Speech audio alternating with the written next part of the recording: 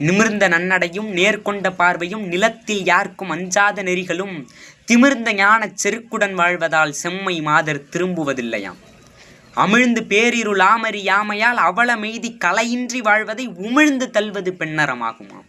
அதாவது அடுப்போதும் பெண்களுக்கு படிப்பதற்கு அப்படின்னு கேட்ட காலகட்டத்தில் நிமிர்ந்த நன்னடையும் நேர்கொண்ட பார்வையும் ஒரு பெண்ணிற்கு அழகு அறம் என்று பாடியவர் நம்முடைய தாத்தா பாட்டன் பாரதியார் அவர்கள்.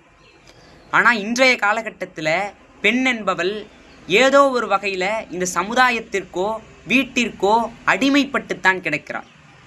ஏன்னா நீங்கள் கேட்கலாம், இன்று வரைக்கும் பெண்ணடிமைத்தனத்தை ஒழிக்க வேண்டும், பெண்ணியம் என்ற அந்த கோட்பாட்டையும் அந்த தத்துவத்தையும் பேசுகிறார்களே, நீ என்ன பெண்ணடிமை இன்று வரைக்கும் இருக்கு அப்படின்னு சொல்கிற அப்படின்னு கேட்கலாம்.